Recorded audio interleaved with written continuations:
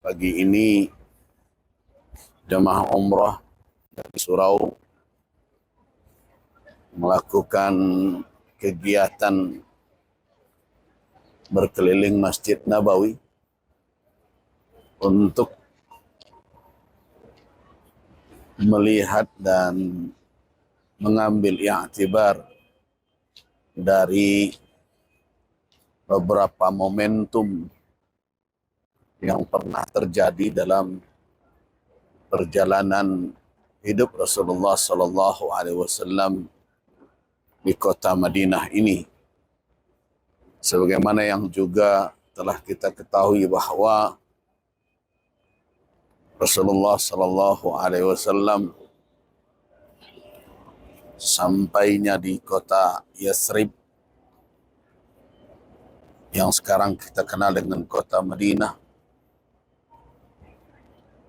menempatkan pusat kegiatan dakwah beliau di masjid beliau, itu Masjid Nabawi, yang tentu pada waktu itu belum lagi semegah dan seindah masjid saat ini.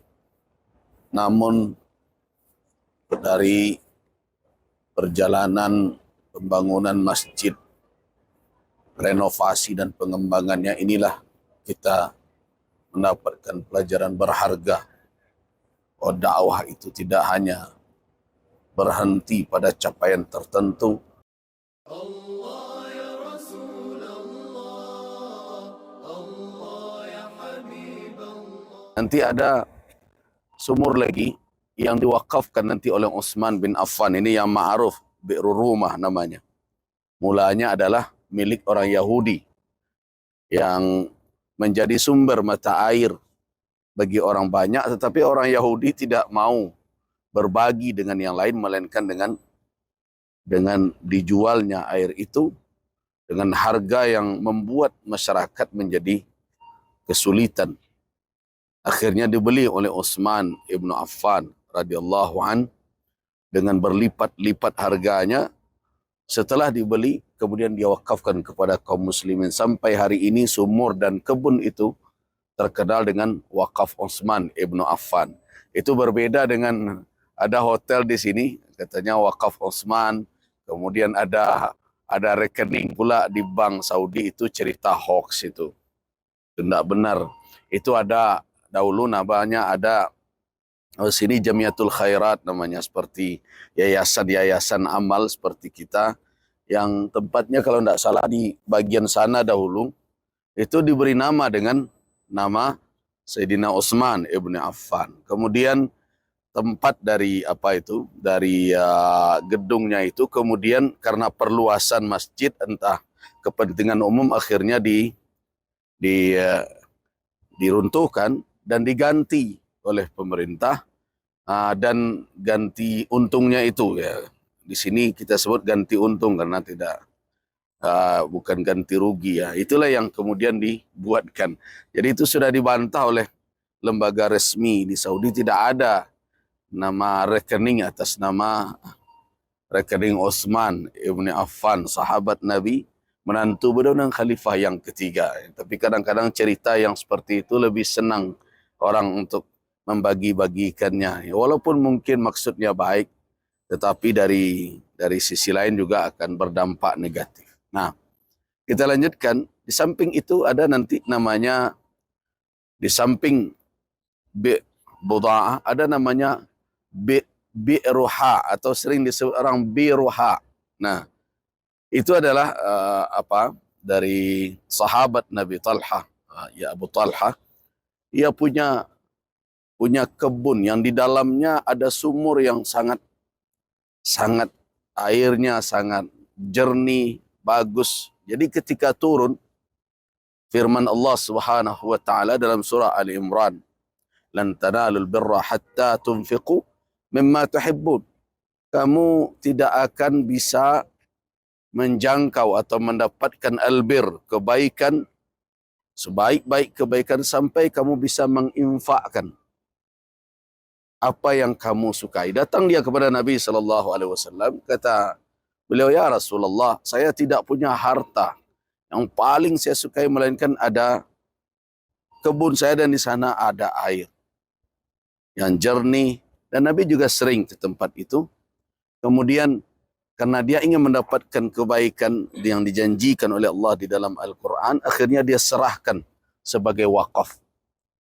Nah, kata Nabi, itu adalah malun rabih. Itu harta yang sangat berlimpah nanti keuntungannya. Akhirnya qabilnah, kami terima wahai Abu Talha. Nah, inilah kisahnya. Dan di mana posisi sumur itu sudah ditutup sekarang. Cuma kalau bapak-bapak dan ibu-ibu masuk dari pintu besar itu, kan Malik Fahad, pintu Malik Fahad. Nah, sebelah kiri beberapa meter ya, antara dua tiang, kalau dibuka karpetnya ada tanda juga. Nah, itulah Biruha itu.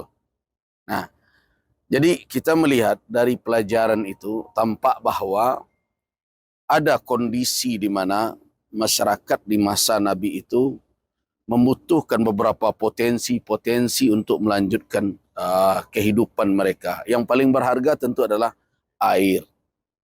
Nah, bagaimana para sahabat tidak enggan untuk berbagi hal-hal yang memang mendesak untuk umat. Nah, hari ini cara berpikir seperti itu telah yang hilang dari tengah umat. Kebanyakan dari kita bukan tidak ada yang berinfak. Tapi kadang infak kita itu tidak irsyadiyahnya, rasionalitas itu tidak imbang. Yang anehnya nih misal ya, satu contoh perlu kita renungkan. Ada menyediakan makan siang ya, untuk orang selesai salat Jumat gitu ya. Itu yang salat Jumat itu tidak semuanya fuqara gitu. Nah, tapi anehnya untuk pendidikan anak-anak yang terlantar itu rumit mencarinya. Jadi untuk hal-hal yang bersifat ya bisa jadi ini ada sedikit banyaknya terkadang keinginan untuk lebih wah gitu ya. So dan berbagai macam ini yang kita berselindung dari Allah dari hal itu. Jadi banyak hal-hal yang sifatnya lebih entertain itu lebih kedepankan, bukan dalam bentuk hajat. Nah, kalau sahabat dulu betul-betul dalam posisi yang mereka berikan itu menjadi kebutuhan umat. Jadi tampak bahwa mereka itu betul-betul, walaupun kita mengatakan tahun 14 abad yang lalu, tetapi mereka betul-betul mengerti bagaimana suatu komunitas masyarakat dibangun. Nah, hari ini kita berharap sebenarnya rasionalitas seperti itu bangkit dari tengah umat. Perkara-perkara yang memang mendatangkan manfaat dan dampak kepada umat. Ya, kita ambil contoh saja sekolah-sekolah untuk pengelolaan sekolah anak yatim, fakir miskin, itu kerumitan ya mendapatkan bantuan. Tetapi kalau untuk apa? Untuk kegiatan-kegiatan yang sifatnya entertainan kita mudah. Untuk membiayai kajian-kajian rutin di surau, di masjid kita mencari donaturnya rumit sekali. Tapi kalau untuk tabligh akbar 40 juta, 50 juta ya. Nah, itu ada. Ini yang harus kita pikirkan dengan konsep Madinah. Di mana Nabi mengelola umat tidak sendiri. Ada di sekitar beliau orang-orang yang memang peduli dengan dakwah, dengan risalah yang dibawa oleh Rasul. Nah, kita hari ini, kaum muslimin, kekurangan orang-orang yang seperti itu. Nah, apalagi kalau kita bercerita tentang kepentingan berbagai macam, tentu ada orang yang punya kepentingan, yang penting orang rami. Nah, dia bisa ikut tampil pula, tanda dia peduli. Nah, yang dia manfaatkan itu kadang adalah momentum-momentum dakwah. Nah, itu catatan kita. Kemudian di depan kita, ini kan ada kebun ya. Nah, sepertinya kebun biasa. Tapi sampai hari ini, kalau kita lihat, kenapa ya dipertahankan oleh pengelola kota Madinah, dipertahankan kebun kecil ini. Padahal sudah dihabisi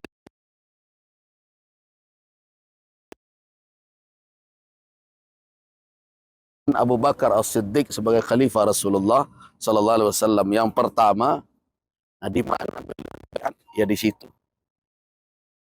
Tapi waktu itu tidak kebun. Sekarang sudah jadi kebun, jadi taman. Dahulu dia adalah Saqifah. Saqifah itu adalah tempat berhimpun suatu kabilah. Mereka berkumpul di sana, biasanya menjadi arena untuk mereka memusyawarahkan berbagai persoalan. Kalau kita sebut ya, kalau di Sumatera Barat, dalam ada Minang namanya adalah Medan Bapane. Jadi di sekitar ini dahulu ada Bani Sa'idah, kabilahnya. Dan ingat, kita sekarang ini posisi kita sebenarnya sudah berada di luar dinding kota Madinah. Kota Madinah yang kecil ya, bukan Madinah dalam makna umum ya, Masjid Nabi dengan rumah-rumah yang ada di sekitarnya. Kira-kira dahulu batasnya mana? Ya batasnya dinding masjid, halaman pekarangan Masjid Nabawi. Jadi dahulu Baqi' yang kemarin bapak-bapak kita masuk itu sudah berada di luar dinding. Di antara Baqi' dengan dinding kota dahulu ada pasar malah. Nah, kalau kita lihat foto-foto lama. Nah, ini adalah dinding tinggi semuanya dengan ada menara pengawas, ya seperti kota tua, kota benteng. Nah, begitulah dulu dibangun. Itu yang dikatakan oleh Nabi SAW ketika perang Uhud. Nanti kita cerita ketika sampai di Uhud, beliau bermimpi bahwa beliau memasukkan tangan beliau ke dalam baju besi beliau. Beliau takwilkan, maknanya apa? Kota Madinah adalah kota yang cukup kuat untuk menahan serangan, dijadikan benteng pertahanan. Jadi tidak usahlah keluar menyongsong musuh. Tetapi waktu itu kebanyakan sahabat, apalagi yang ikut perang Badar, bahkan yang belum ikut juga sedang bersemangat, ya Rasulullah, ya kalau dalam bahasa kita mereka jual ya kita beli. Ngapa kita menunggu di dalam? Nah, inilah yang akhirnya mendorong keputusan, karena Nabi mengajak mereka bermusyawarah, seluruhnya berkeinginan untuk menyambut musuh di luar. Nah, itulah yang akhirnya berujung dengan pertempuran Uhud. Padahal dalam mimpi Nabi beliau telah mengatakan begitu. Nah, ini bukan sahabat durhaka, tetapi ada semangat dan Nabi menjaga itu, karena ini semangat jihad sedang bergelora. Nah, jadi inilah besarnya. Nah, coba bayangkan dari area yang sebesar ini, dari sinilah kalau kita bicara Islam, dakwah Islam, sekarang mati kita di penjuru, terbang kita 9 jam ya, 8 jam, 9 jam ke negeri kita.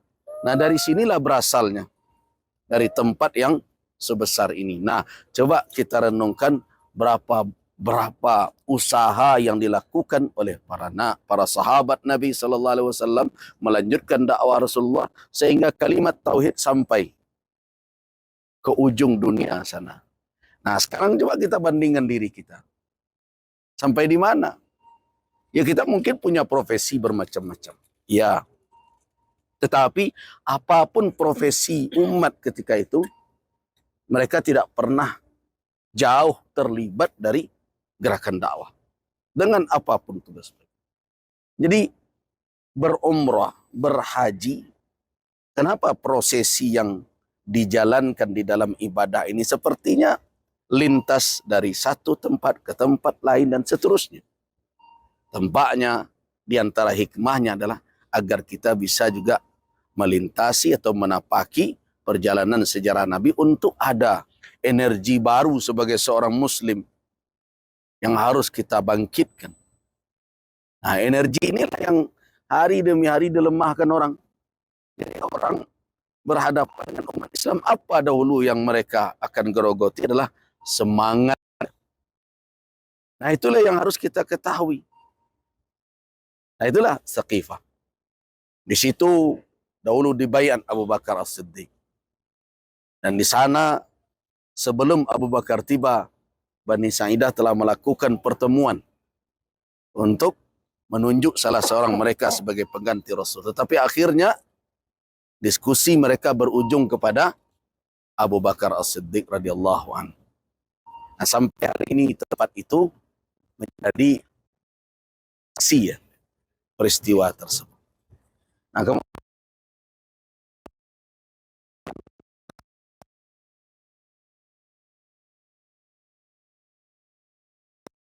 dahulu merupakan pertama yang dibuat oleh Nabi Shallallahu Alaihi Wasallam. Jadi kalau kita bicara pasar Islam adalah area ini. Jadi mulai dari tempat ini terus sampai nanti berbatas. Di situ dia ada masjid kecil di situ, dan Masjid Ali bin Abi Thalib itu yang paling depan. Nah, disitulah area pasar. Nah, pasar ini juga punya sejarah tersendiri.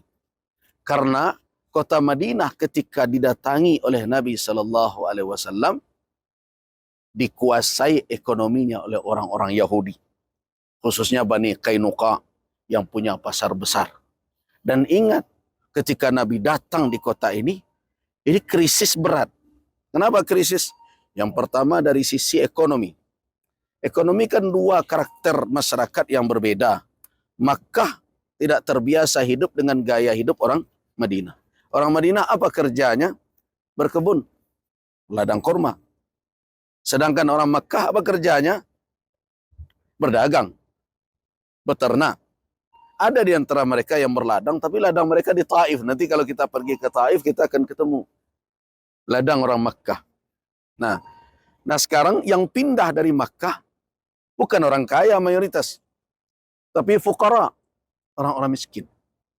Sekarang hidup di sini, dan para sahabat Ansar juga bukanlah penentu dari bidang ekonomi di kota ini. Kenapa? Karena orang-orang Yahudi telah menguasai sisi-sisi ekonomi mereka. Nah, belum lagi aspek keamanan, ancaman dari luar, berbagai macam. Belum lagi potensi adanya konflik sosial. Orang Yahudi jelas tidak senang dengan Rasulullah dan para sahabat. Nah, itu yang dihadapi oleh Nabi Shallallahu Alaihi Wasallam.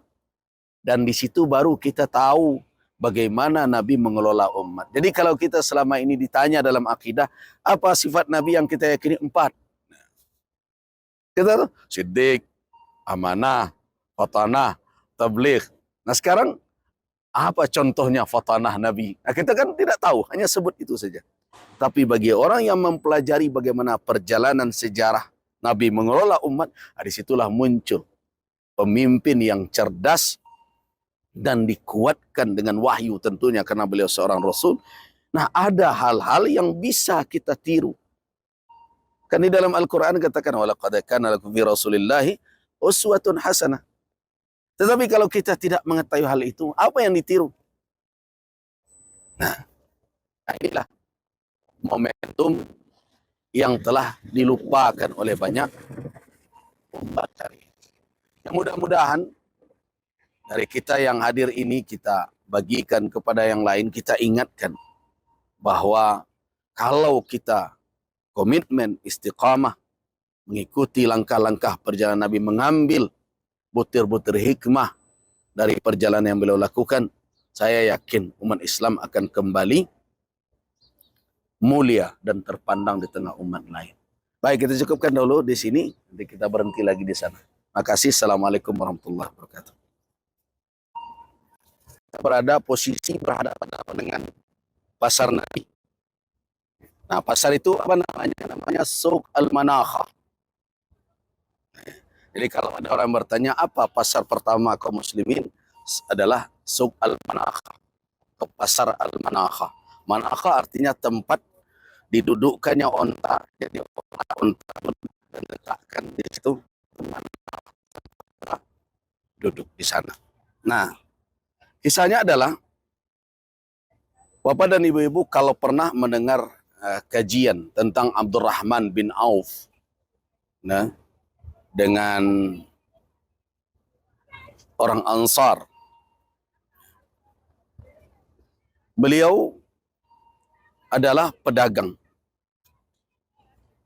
Dan ketika beliau dipersaudarakan dengan orang Sa'ad ibn Rabi', ini saat ini persaudaraan waktu itu bukan karena ikatan darah, bukan pula ikatan rahim, tapi hanya karena satu akidah.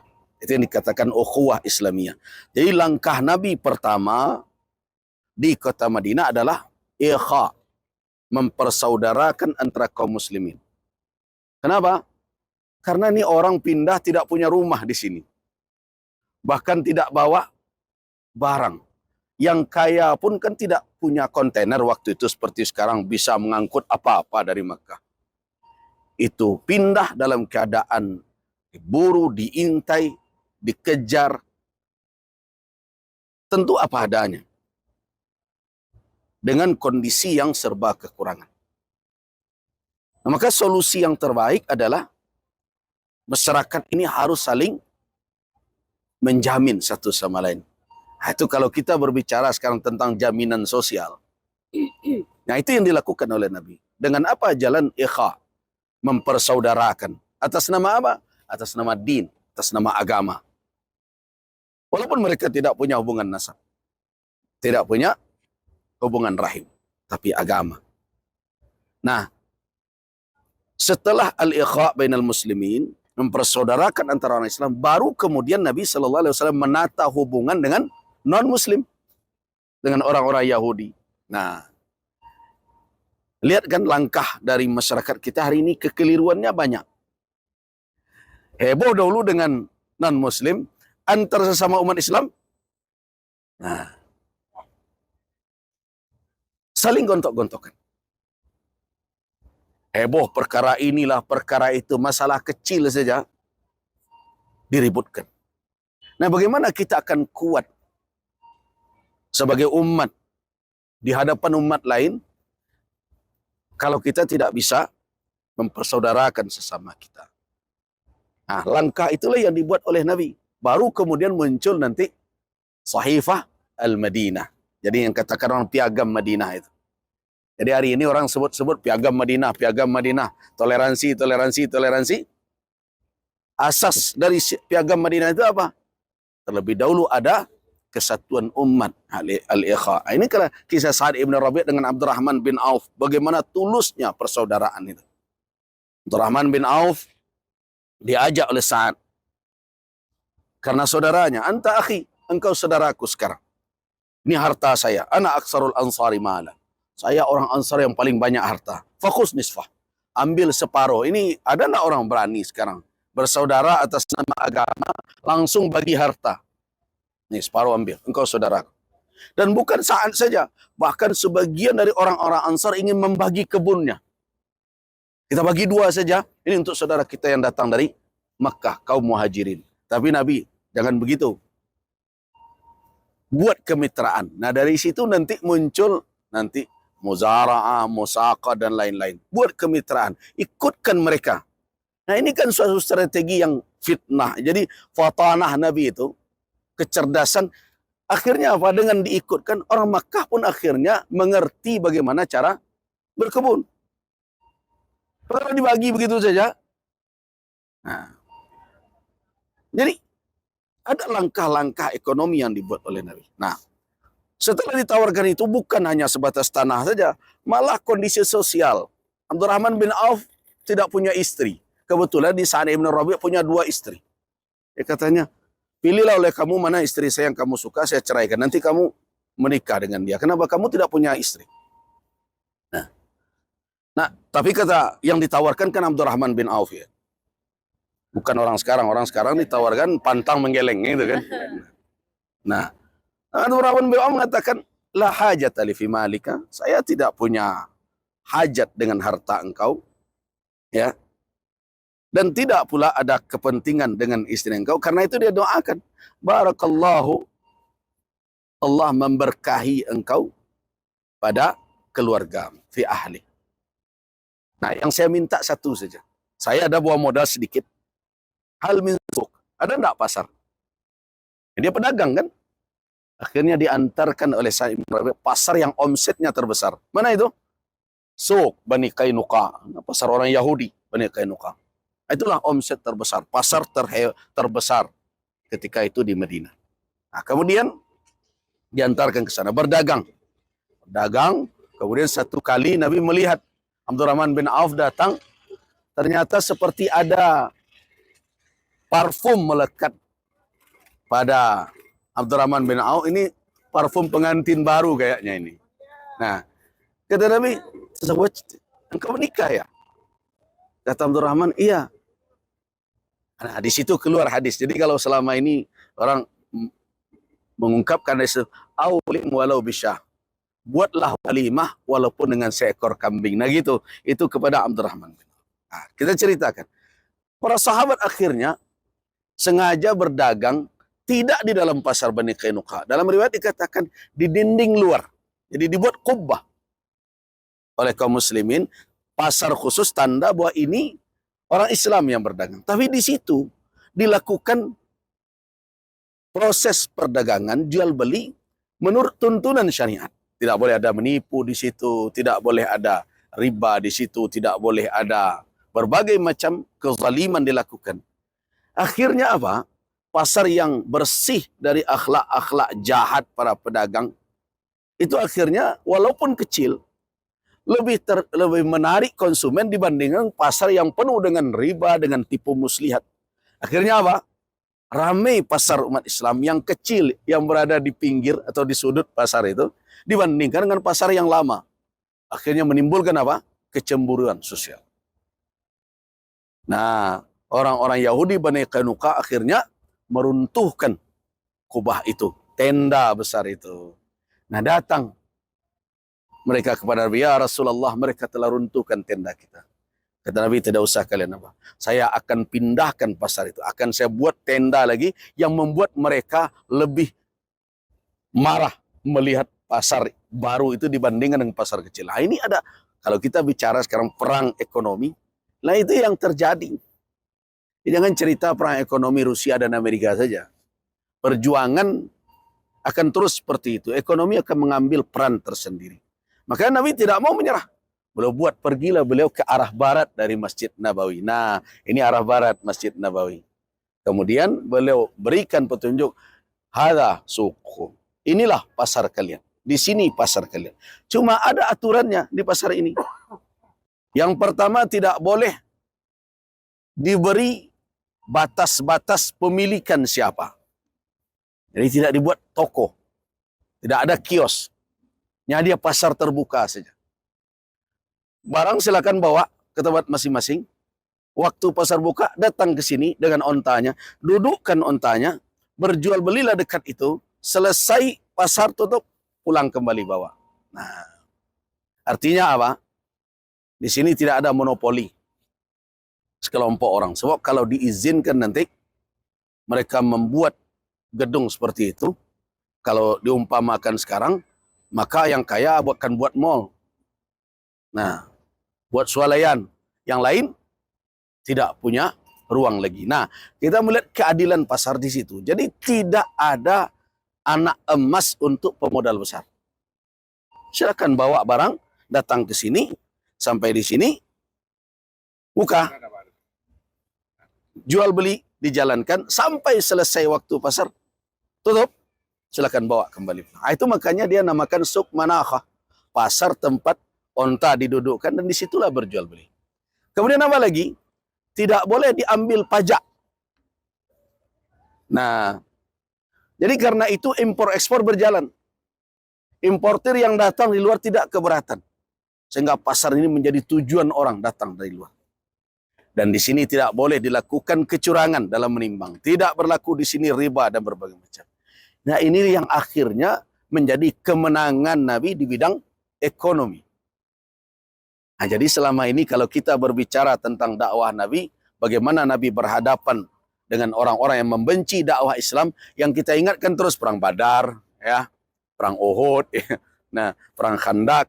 Nah, ini bagaimana ini? Jadi yang membuat orang tertarik dengan Islam itu bukan hanya sebatas jihadnya di medan perang, tetapi juga tanzim, sistem yang lahir dari Islam itu, yang dipraktekkan oleh Rasul. Nah, inilah kisah suq manakhah.